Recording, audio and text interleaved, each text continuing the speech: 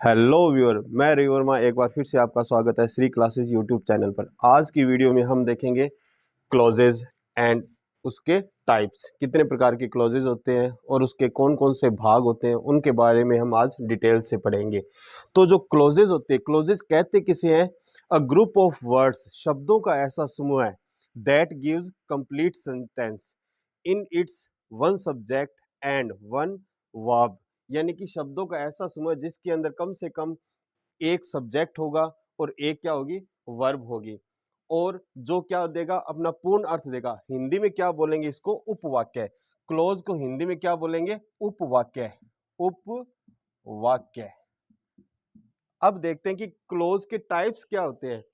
Close जो होती है वो दो प्रकार की होती है, इंडिपेंडेंट क्लोज और डिपेंडेंट क्लोज। यानी जो क्लोज है उसके दो प्रकार है, एक तो डिपेंड क्लोज और दूसरी क्या हो जाएगी, इंडिपेंडेंट क्लोज। जो इंडिपेंडेंट क्लोज होती है उसको हम मेन क्लोज भी कह सकते हैं। इसके दो तीन नाम है, वो देख लेते पहले। जो इंडिपेंडेंट क्लोज होती है उसे क्या कहते हैं? एक तो मेन क्लोज भी बोल सकते हैं, उसे क्या बोल सकते हैं, प्रिंसिपल क्लोज भी बोल सकते हैं। और जो डिपेंडेंट क्लोज होती है उसको क्या बोल सकते हैं, सबऑर्डिनेट क्लोज। मतलब कि इंडिपेंडेंट क्लोज, इसका मतलब क्या हो, ये क्या होती है, स्वतंत्र होती है। ऐसा उपवाक्य जो अपना मीन क्लियर करने के लिए किसी और पर क्या डिपेंड ना रहे, इंडिपेंडेंट हो, उसे क्या कहेंगे, इंडिपेंडेंट क्लोज। यानी ऐसा उपवाक्य जो अपना अर्थ क्लियर करने के लिए किसी भी अन्य क्लोज पर डिपेंड ना रहे, उसे क्या कहते हैं, इंडिपेंडेंट क्लोज। उसको ही बोल सकते हैं मेन क्लोज और उसको ही बोल सकते हैं प्रिंसिपल क्लोज।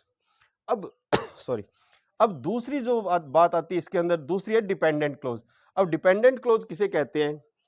यानी वो क्लोज जो अपना मीन क्लियर करने के लिए किसी अन्य क्लोज पर डिपेंड रहती है, उसे क्या कहते हैं, डिपेंडेंट क्लोज। और उसका भी दूसरा नाम क्या है, सबऑर्डिनेट क्लोज। यानी कि जो डिपेंडेंट क्लोज है उसको हम सबऑर्डिनेट क्लोज भी बोल सकते हैं।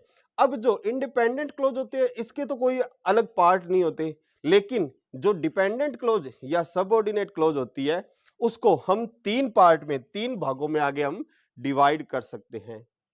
पहला है इसके अंदर नाउन क्लोज, दूसरा आ जाएगा इसमें एडजेक्टिव क्लोज।